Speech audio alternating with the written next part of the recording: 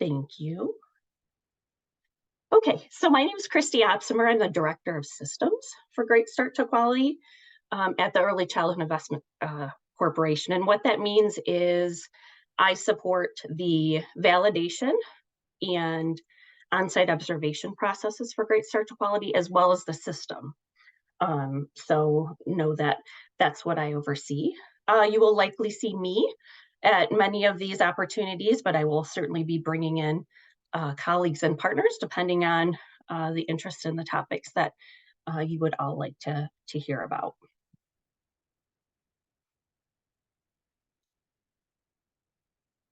So in general, we would like to follow the same agenda for each of these opportunities, just so you know what to expect. We'll typically do a welcome and introductions like we've done today. We'll have some kind of presentation based on the topics that you're interested in.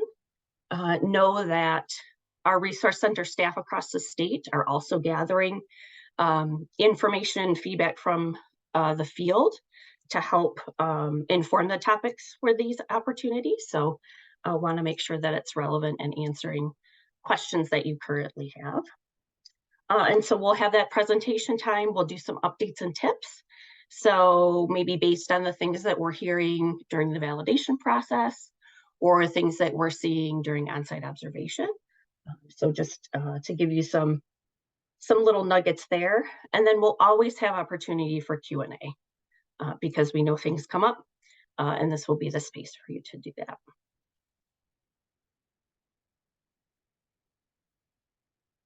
So just to sort of level set, for those of you who may be new to the process, we're really talking about Great Start to Quality's new quality improvement process. So the reimagined process in which we're really reflecting on quality, enhancing quality validated, and demonstrating quality. So really taking a step back from the rating that used to be true and the point system that was attached to our quality indicators, and really focusing on continuous quality improvement. So I wanted to spend some time with all of you sort of digging around at the resources that we currently have for you all. So I'm going to stop sharing here, and I'm going to take you to our website, to our Facebook page, and to our YouTube channel, because we have lots of good stuff there. And I want you to be able to feel comfortable navigating those resources. So let me stop sharing for just a second.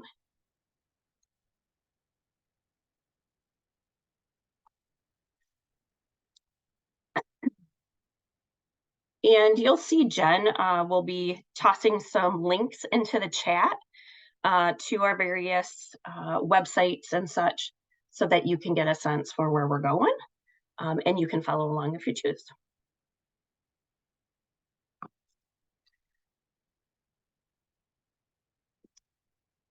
Okay, so starting at the Great Start to Quality website, for those of you who are new to GSQ, there's a really great menu here, just describing what Great Start to Quality is. There's some really fun videos with providers from Michigan that have that are sharing their story about going through the process and how it supported their programs. Something that I think is very important, and I hope that you do too, is that through this reimagining, mission, vision, and value statements were created. So we're all driving in the same direction. We all have the same understanding about how Great Start to Quality focuses on equity, or how we empower families to be advocates for their children. And so that information is here. So I would just encourage you to take a look at some of these videos. Just really great to see your peers sharing their experiences. What I would say is you will see some changes in the website. So we're actually sort of rejiggering the way that it looks. I'm going to zoom out just a little bit. There's lots of videos, lots of resources. I will draw your attention. There's a new job board for early childhood, the early childhood field, and would encourage you to take a look at that. It's actually under tools and resources, and I think there's a couple of jobs up there already.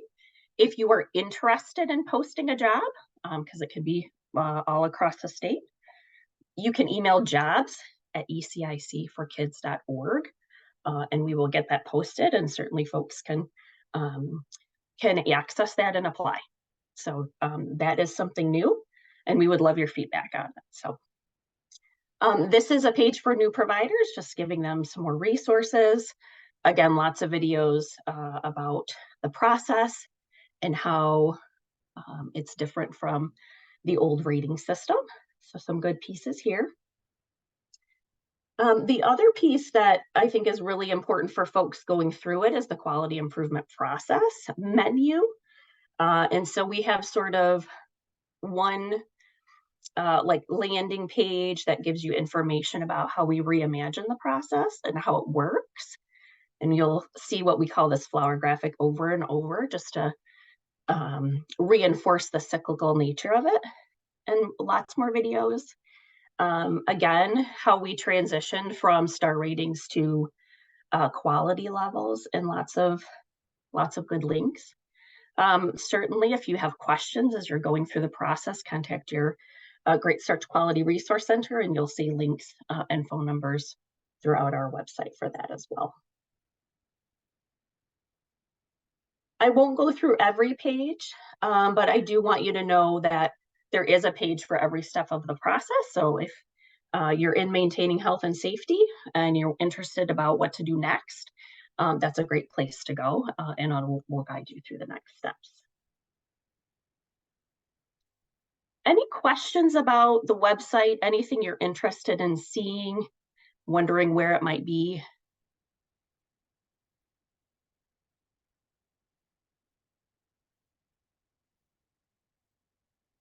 I know we don't have a ton of time during our day, but I would encourage you when you get a chance to take a look at the website. Lots of really great resources. The indicators are on our website.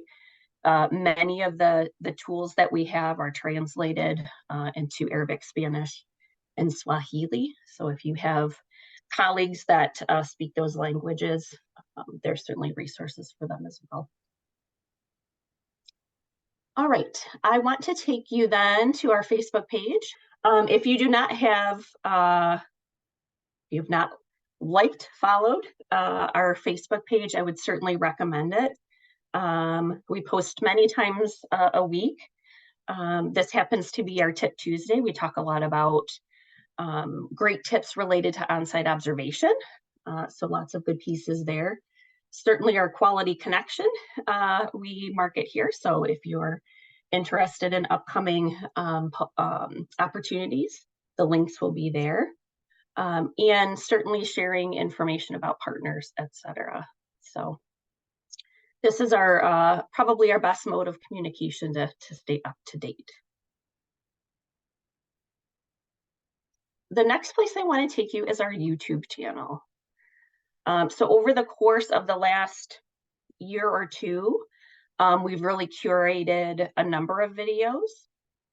There's a really great playlist about earning the steps to earning a quality level. And this is really, I hope it's not going to play. This is really about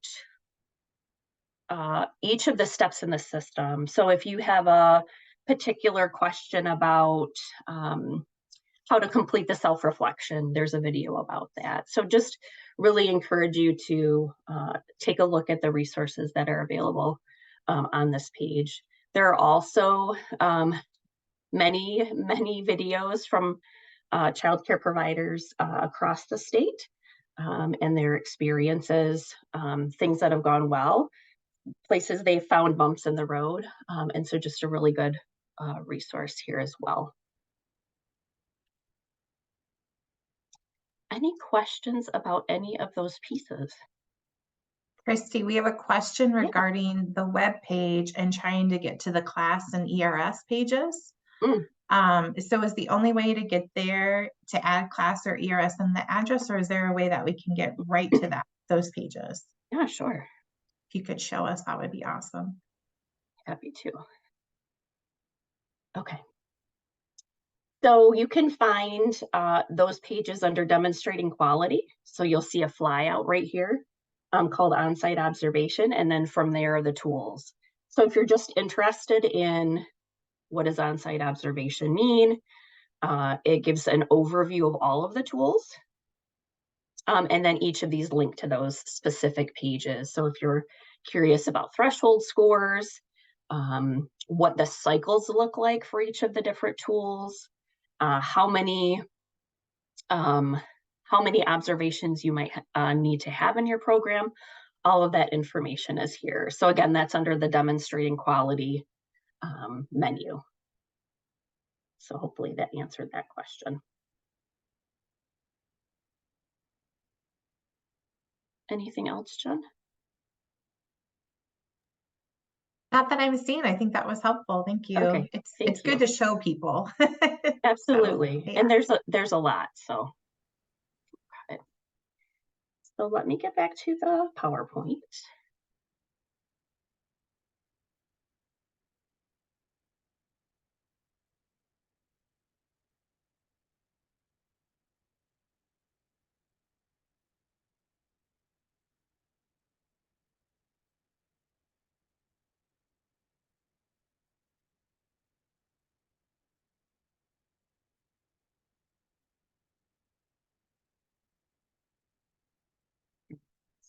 Can you see my screen? Okay, great. Okay, and again, I just want to reiterate over and over and again, if you're feeling stuck or you have questions about the process or the system specifically, certainly reach out to your Great Start Quality Resource Centers. They are an invaluable resource and can help you walk through the process. So we spent some time on resources. Now I want to talk a little bit about updates and tips. And again, these come from questions that we hear through the validation process or during on-site observation, or those calls that we have with providers to schedule those pieces. So the first thing I want to draw attention to is the self-assessment, and not to be confused with the self-reflection. The self-reflection is the opportunity to complete the indicators within the system. The self-assessment is actually taking one of two of the observation tools, so the ERS or the SELPQA, and utilizing those tools as sort of a self-assessment of your program. One, it gets you familiar with the tools. So if you have, if you serve school agers, SELPQA would be a good opportunity to do some self-assessment there. Or with the ERS, so that would be ITERS for infants and toddlers, ECHRS for pre-K and preschool. And so because those are focused on environment, we know that a high quality environment is the basis for high quality interactions with children. And so just a really good opportunity for you to self-assess what's happening in your program. Those are all available on the website in the languages you see here. And so I would encourage you to take a look at those, even before you get to the validation process. So you have an idea of perhaps what tool you might use.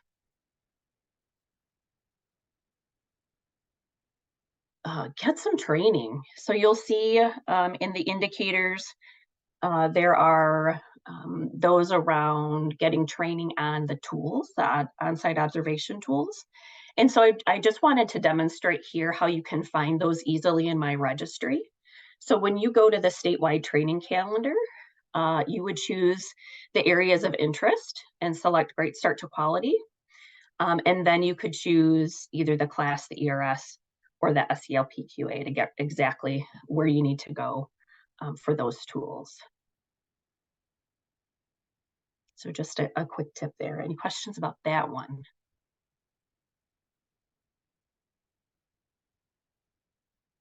Okay. So the next tip for you all is to choose to have a validation call. So in the previous system, not all programs were validated. And in this system, they are. Programs can choose to have a validation call or bypass that. And the reason that was put in place is we have several what we call agencies across the state that maybe have 12 programs sort of underneath an umbrella, and maybe they don't need to have 12 validations.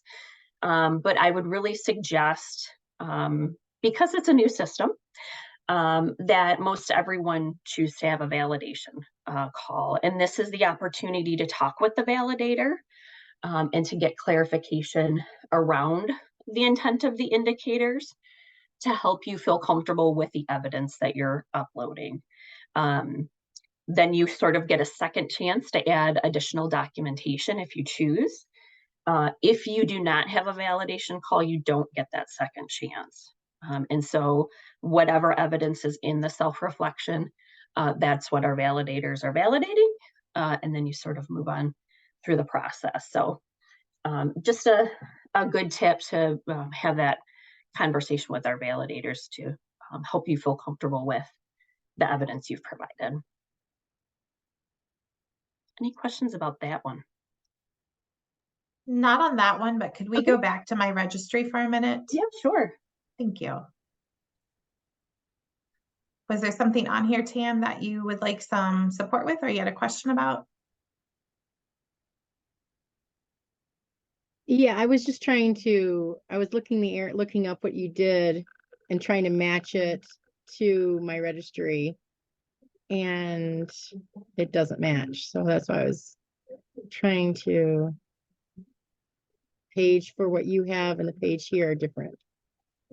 So if you choose for areas of interest, if you choose Great Start to Quality first, that's what will get you these topics. Okay. Thank you, maybe. Okay, so the drop downs are still the same. It does not, I'm not seeing where it's giving me, oh, in the topic itself. Okay, up the page. Perfect. Thank you so much. I wanted to go through and double check that. Thank you. You bet, you bet. And so these particular trainings and professional development opportunities are coded in such a way that they are automatically added to those reports in the self-reflection. So that's really the best way for you to search for training in the training calendar. Yeah, thanks for taking us back to make sure everybody was clear on that. Anything else about that one or validation?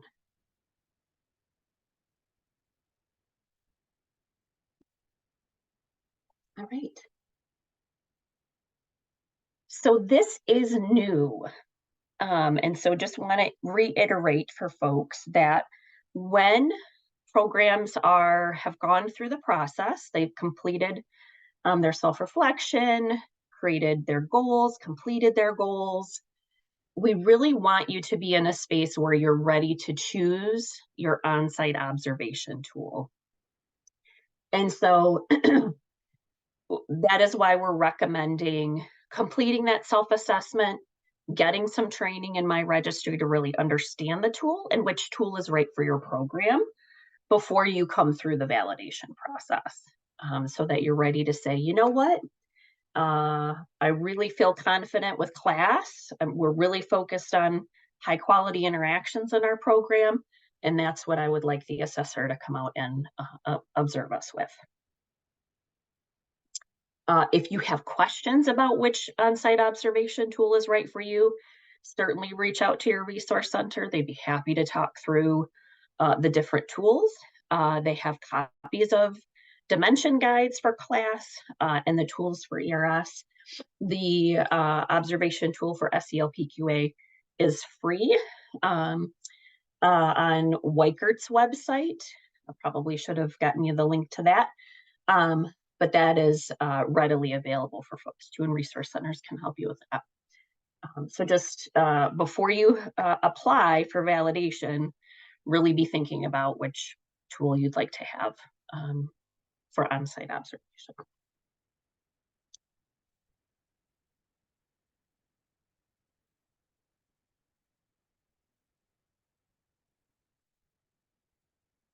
The one thing that we're noticing, which was true for programs that have come through Great Start to Quality before and use the PQA or the Program Quality Assessment, there was a portion of the process that required an interview, typically with the director or owner. So for class ERS and SELPQA, there is no interview as part of the process. So I know for some folks, they're feeling like, gosh, the assessor wasn't here for very long. They didn't really ask me any questions. And that is true. These are different tools and they require different things. And shorter observations are part of that. So you won't see them there all day unless they're doing multiple observations, and they're not going to conduct interviews for these tools. So just want to make that clear for folks who might be expecting that.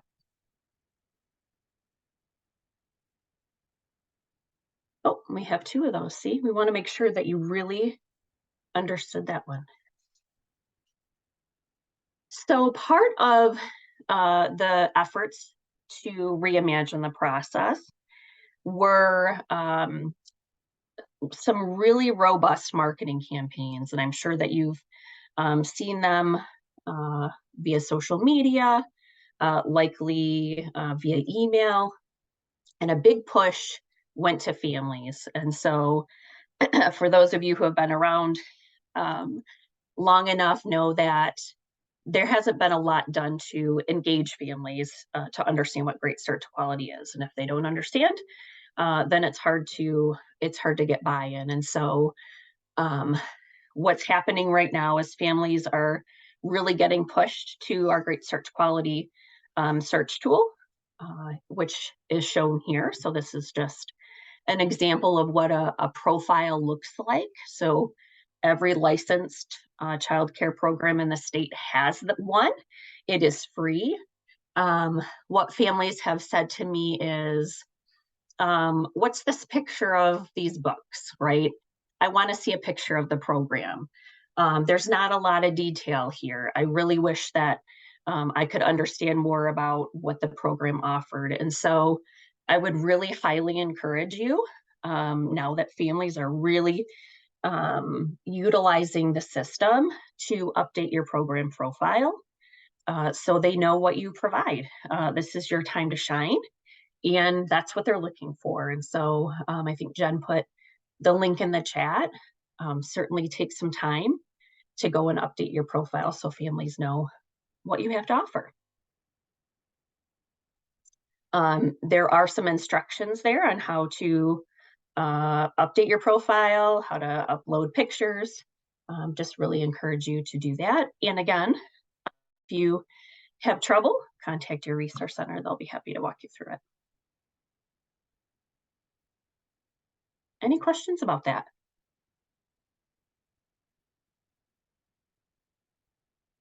All right.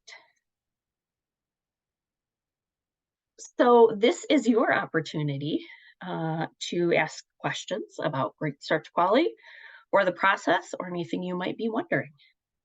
If I don't have the answer, I will certainly take note and get back to you all with an answer. What are you wondering?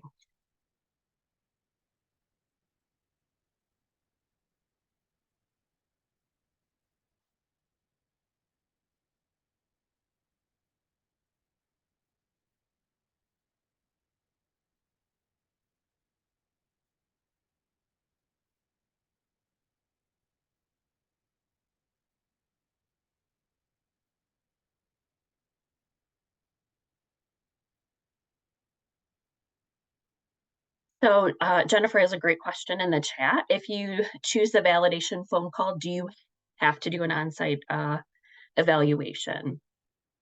So the answer is yes, it's a package deal in the Reimagine process. And so once you apply for validation, moving right into on-site observation as part of the process. We've seen a lot of programs who have been hesitant in the past to have an on-site observation, go through the process, and give us really good feedback about how supportive it felt, how it was helpful to get the feedback and not feel like it was punitive, and to have the data to be able to make some changes and improvements in their program. So it is a package deal. Validation and on-site observation go hand in hand. I see a question in here. When you start this process, how do you know that you qualify for funds for your program? So programs that participate and accept families who are eligible for CDC subsidy can receive tiered reimbursements, which means as they move through the levels, they can get additional funds. And so that would be something that you would work through CDC to better understand. But we can certainly find the handbook so you can see what that chart looks like.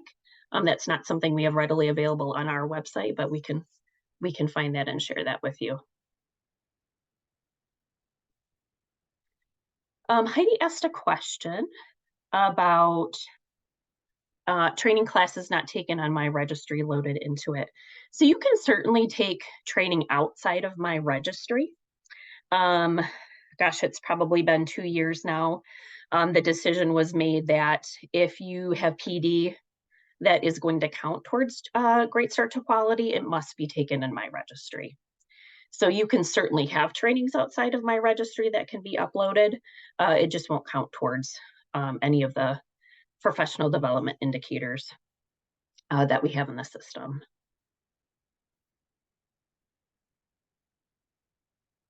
I need to move my screen here so I can see your questions. Let's see.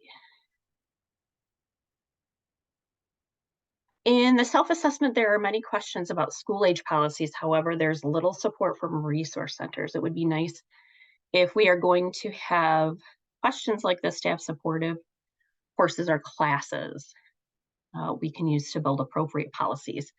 Can we get some resource center building some of these courses, as well as making sure they are correctly logged so we can show training for school age development?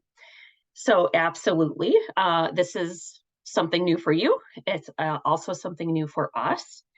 What I will say is we have partnered with the Weichert Center for Youth Program Quality, and they really did a great, robust training opportunities for us over the last year, and we just haven't connected with them starting this fiscal year. So I'm hoping that they'll be able to provide more of that as it relates to anything related to youth development. And so hopefully more to come, and we'll get those into the system. So our staff have been taking a couple of professional development through my Michigan virtual, then sending the certificates to my registries. Those won't count. Great question. So when you create an account in Michigan virtual, there is a spot to indicate your My Registry ID. I don't know where you can go back, and the resource centers probably have a better sense of this to be able to add that, but there's an automatic data feed that goes from Michigan virtual to my registry. So yes, those do count. Absolutely. You just have to make sure that your My Registry ID is in Michigan virtual. And if we need to do more, yeah, you bet. If we need to do more of figuring out where to put that after you've created an account, we can do that. But yes, there's a feed there. And it works. I just recently took a course and it went over to my training tab. So it does work. Good questions. What else are you thinking about?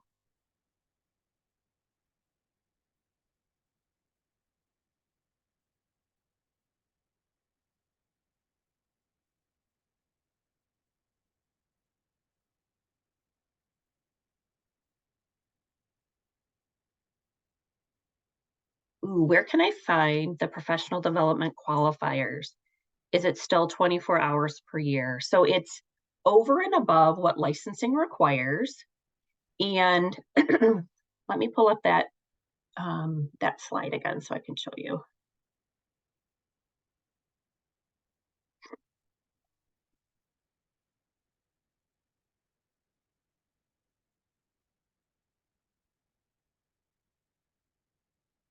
So everyone can see. So in the training calendar on my registry, over on the left side, there's a filter called course title. And below that is areas of interest. And there's a couple of things underneath there. I think sketches might be a thing.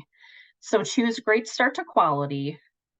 And then under the topics are where you'll find those qualifiers or those keywords that are connected to Great Start to Quality PD. So everything that's in this list would be connected then to your self-reflection in your PD report.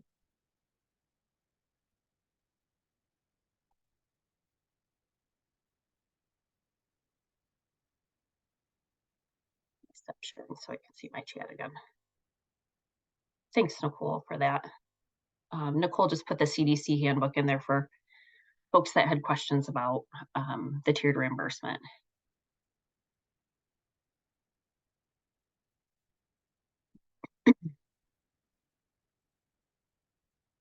Thanks, Jennifer, for that note.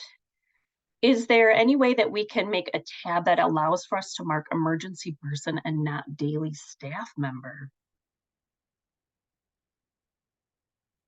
So this would be, Tim, if you want to unmute so I can understand. So this would be like if you're sick and you have a fill-in or something like that. Is that what you're thinking about?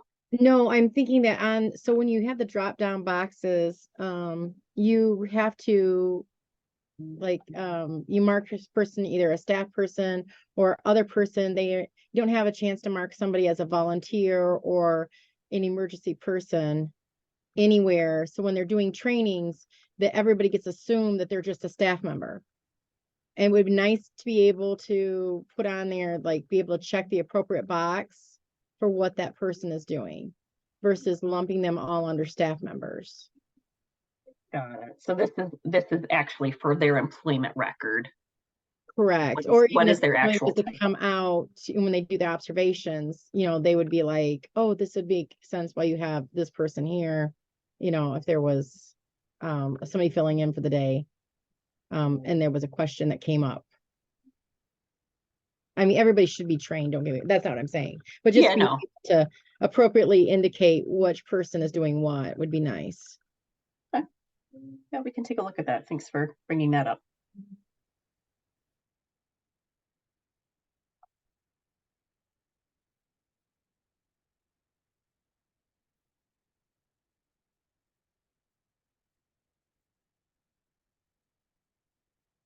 Just making sure I'm catching up.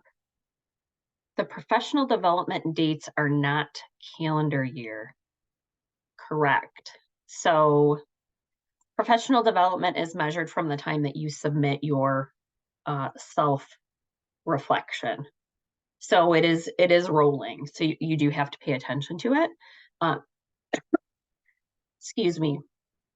And then Melissa also added in the chat our professional development guide that will sort of help you based on role/title what folks might need to take. So that's a really helpful guide.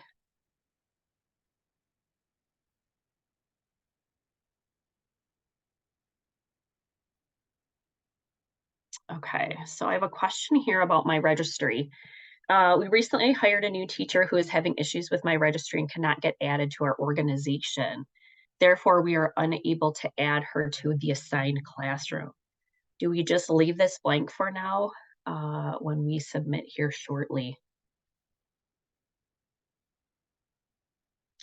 So I would love, and Jen, you can put my email address in the chat, or Nicole or whomever would like to. I would love to know more about what's happening there and why you're not able to get connected, because we certainly want that to be true and for folks to get the PD credit and be connected to your program when you are going through the process. So I would love to learn more about that if you're willing to share, because we'd love to get that fixed for you. Okay. I'm not sure if it's right to ask this. We know some of our daycares are suffering for financial reasons. Here is my question. Do we still have grants to support small or big daycares?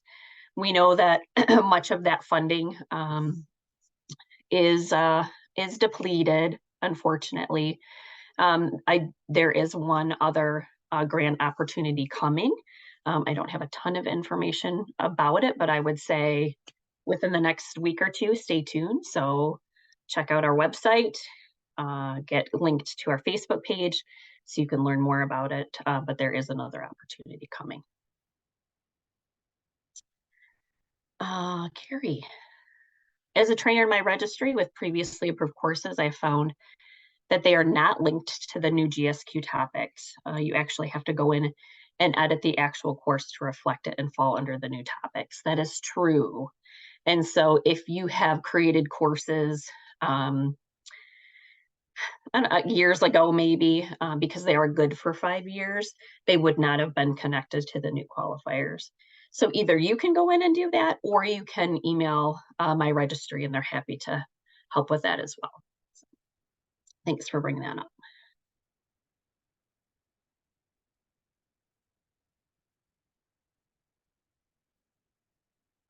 Jennifer is, I think, talking about inviting staff to your organization. You can do that with manage invites. Absolutely. Yep. And that way you can input most of their information. And they don't really have an opportunity to refuse the connection, which is great. So yeah, great tip.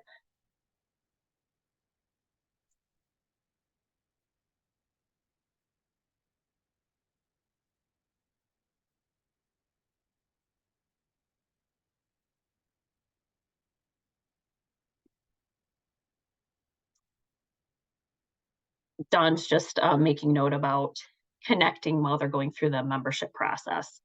That could absolutely be true. We know we can't do much around editing when someone's going through that membership process, which can be a challenge.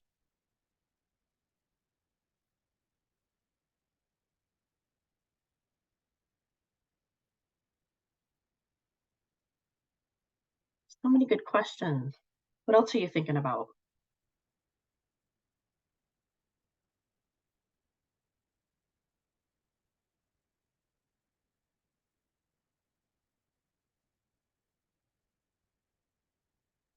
I would love to hear if there's any programs that have gone through the process, are currently going through the process, what the feedback is, maybe some challenges you found as you've gone through to help us really think about communications that would be helpful, any adjustments that we can make.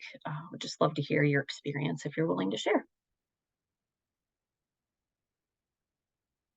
Oh, and Tam, I see your hand raised. Go ahead.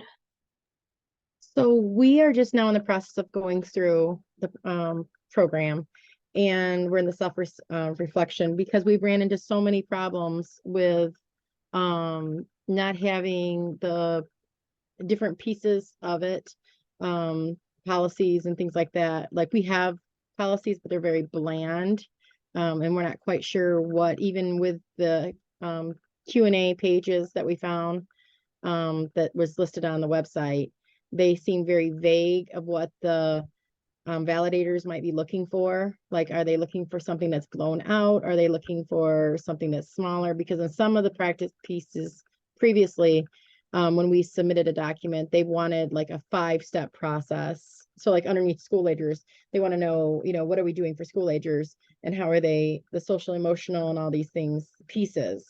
But there's no real guidance. I guess that's where I'm asking for the training, because it seems like we need some guidance of not just letting some entity build a training, but it's the validators and everybody who's asking us for these policies. And we may be doing it, but we don't know how to articulate it the way that it's wanted with the validation. And there are pieces, like I'm not even registered when I go under. There's not even a tab for me to touch for me being a P4. There's no anything above a P3. Yep. And that was intentional, and that's okay. So am I just supposed to select a P3? Yeah, I think so. Melissa, Nicole, validators. Yes, you should be selecting P3. Well, that Thank just you. seems so wrong because I worked so hard as the other one. Yes. And that was really just to, that was intentional to make it feel more attainable and not less quality. So know that to be true. And the other thing that I will share before we move on. So thank you, Tam, for that around the guidance related to school age. We can definitely think about how to better support that.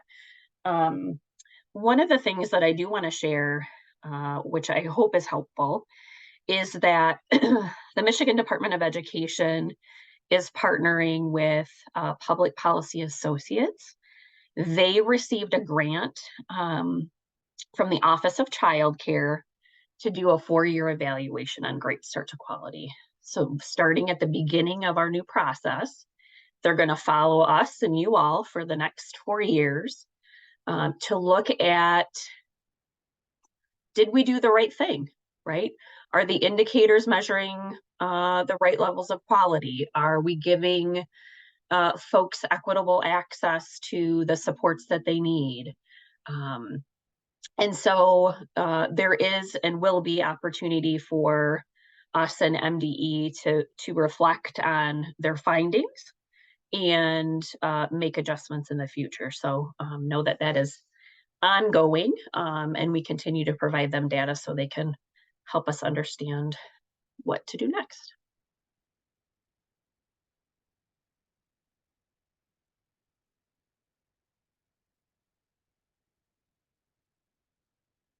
Anyone else with current feedback about going through the process since February? Want to share their story?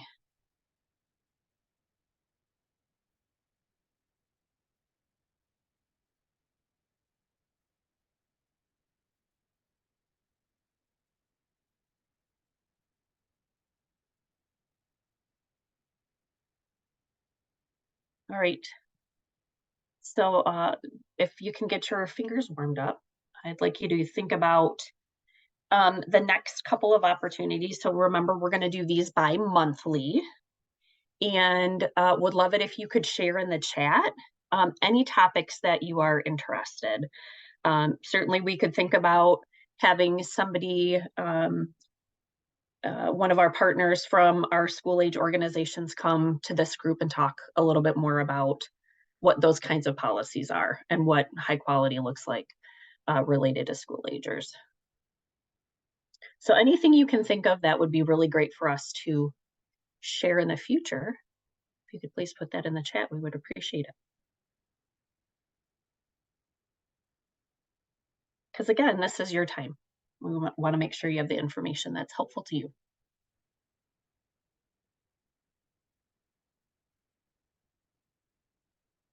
I'll just give you a minute or two to do that. And Christy, while we're letting them have a minute, there's a question in the chat. How can I find out when my self-reflection submission date is? Sure.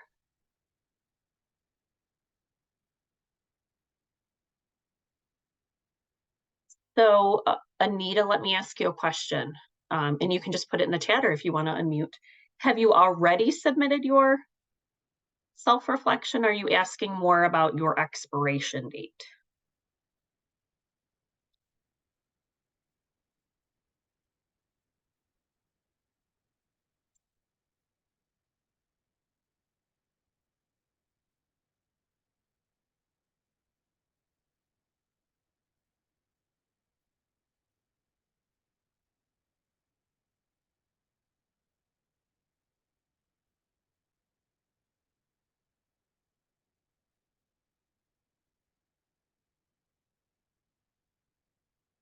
And I will just say, if you've already submitted your self-reflection, there is a way to see your history. It's not very obvious.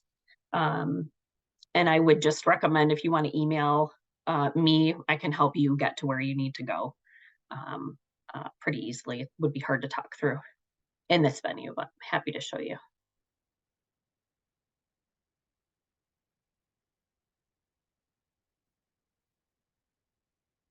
Lots of requests for on-site observation. Absolutely. So Anita, valid until 10:15. So I hope you're signing into the system, applying, and getting your self-reflection in as soon as you can. We do want you to be able to maintain a rating if you have it. As you It go looks through. like 10:15 of 24 though. Oh, 24. Yeah. Thank you very much. Yep. My brain is already in 24 if you can't. I know, because it's FY 24. Yeah. Oh my goodness. Yeah. So you got a little bit of time. And I would just recommend, again, reaching out to your resource center, and they can help walk you through. I would say anywhere 6 months prior to the process is really probably the best place to start. So you have a little bit of time.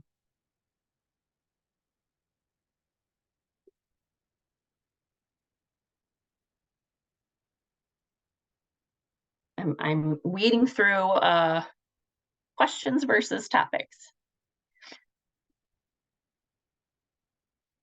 There's a question at the very end from Deanna. Do you see it? Yeah, okay. Thanks. Awesome. Yeah, so how long after submitting the self-reflection does someone contact us to do the evaluation? And I imagine that's the on-site observation. So from the time that the self-reflection is submitted for validation, we at the Early Childhood Investment Corporation have sort of 90 days to get you through the validation process and the on-site observation process. So anywhere in those several weeks, you'll have someone contacting you to set up an observation window to come out and do that on-site observation, or several, depending on how many classrooms you have.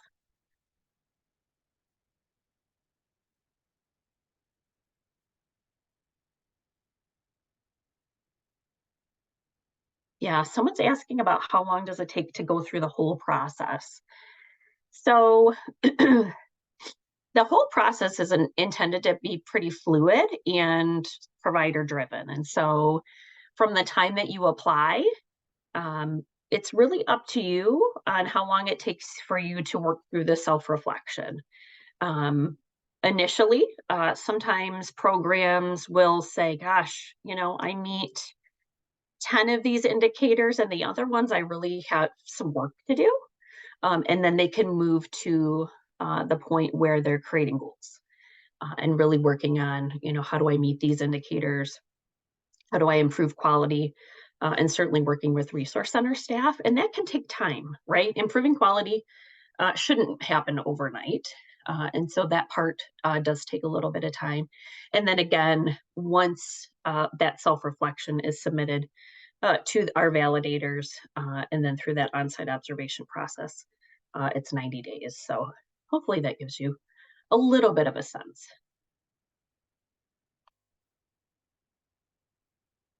Do you still send email reminders when renewal is coming up and need to start the process? Yes, there are reminders. I think it's 30, 60, and 90 days. We have those coming from the system. Good questions.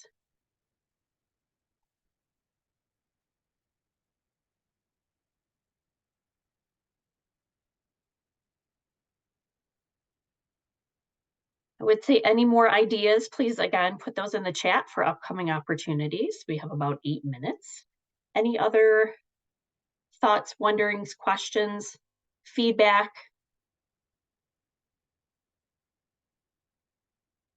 Is the self-reflection process the same as before? It's similar. It's a little bit different. And so in a couple of ways, so for every indicator that the program indicates that they currently meet, they have to show evidence. So in our prior process, you might have reported something to a validator. Sure, I do this newsletter and I share it with families. And so what has changed, and the advisory committee was really adamant about programs sort of proving the things that they're saying that they're doing. So we do need some physical evidence of those practices. So that's a little bit different. And then the other piece that is different are the selections for each of the indicators. So, and I will likely get this wrong, but it's somewhere in the ballpark. They're currently meeting, not yet meeting, but would like to put on your quality improvement plan. And so those indicators go directly into the QIP in the system. Not currently meeting or not aligned to program philosophy. And so we know there are programs that the indicators just don't make sense for the program that they're offering, and that's okay. And that's good data for us to have. If we have an indicator where a majority of programs are answering in that way, then maybe that's not the right indicator for great start to quality. And so would just encourage you to answer in the way that best aligns with your program. Yeah, Anita said maybe a training going through the self-assessment process. Absolutely, that's a great idea. And would just offer, there's also videos on our website to help you through that too, but it would be good to walk through that.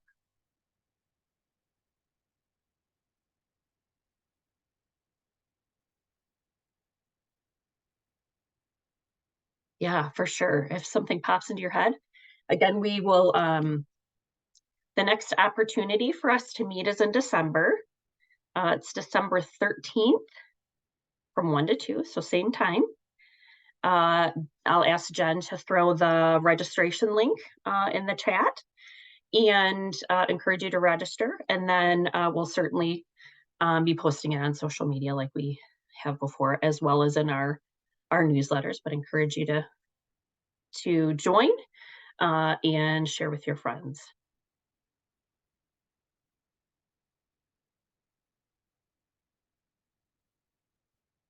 Yes, Deanna, thank you for the shout out to your Resource Center staff. We love to see that. Thank you, Dawn, for your support. Christy, there's a question in there from Heidi, Okay. just about self-reflection. So you can be a level 3 as long as you set 2 goals. So you can be in enhancing quality as long as you set 1 goal that is assigned to someone in your program and has a due date.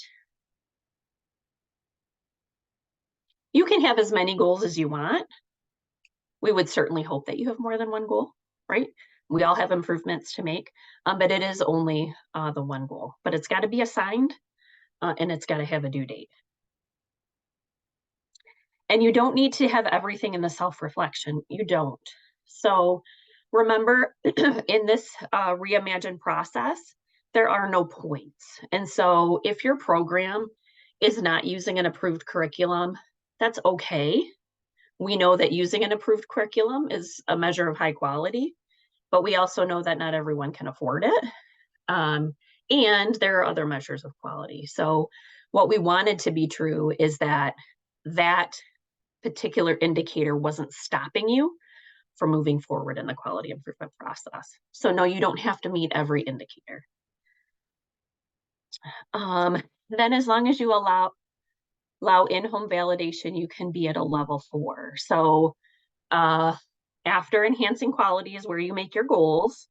Enhancing quality validated is where you apply for validation and on-site observation, submit that self-reflection, and you go through the validation process. During that process, you have to currently be meeting 1 indicator. We know that it will be very hard for most programs to only meet 1, but that is the threshold. So we expect that many programs will be meeting many more than 1 indicator. And then in order to get to demonstrating quality, you have to have the on-site observation and meet the threshold scores. And it depends on which tool you use. And those threshold scores are on our website, depending again on the combination. You must meet the threshold scores for every observation. So if you have an ITERS and you have an ECHRS, you have to meet the threshold scores for both of those in order to meet demonstrating quality. If you don't meet the threshold scores, then you stay at enhancing quality validated, because that's where you would be in the process. Hopefully that was helpful for folks. Christy, the Zoom link is not letting people register. It is working for me, so I was just pulling it out of the Word document. I'm not sure if we have another one for the December meeting, or Interesting. it's just saying authorized registrants only. So I don't know if it's I just had to make for our mine team. bigger. So Yeah, I just had to make mine yeah. bigger and then hold it, and then it would let me copy it. Okay, so it might just be copying it out of Zoom. Is that what I'm hearing? Yes. Okay, yeah, it looks like it's working for some other folks too. So again, if it's not working for you today, we'll be sending it out via our email newsletter, The Loop, and then social media as well.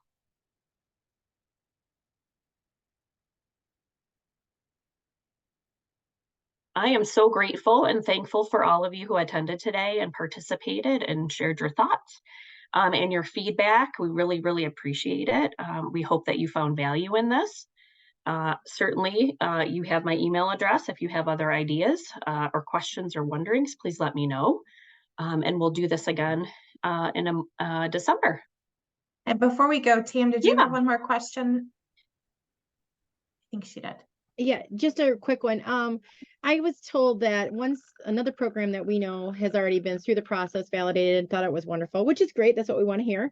And once hers went through the whole system, the parents can see everything on the system, like where they met and did not meet stuff as well. So before it was just the program meets 48 out of 50. Now they can see the blow by blow of everything that was observed in the program. So not what was observed, what was validated. So related to the self-reflection. Yep. So if you said we currently meet it and the validators say we currently meet it, then yes, families will see that. Okay. So that's the only really difference for the parents on that side. Instead of a number game, it's now the actual, yep, they have this they're using this. Yep, we verify it. Okay. Yep. I just wanted to wondered about they're using an approved curriculum. They do take PD. They have qualified staff. Yep. Okay, cool. Thank you. You bet. Good question. Thank you so much, everyone, for attending today. Really appreciate it. And I'll see you in a couple months. Have a great day. Take care.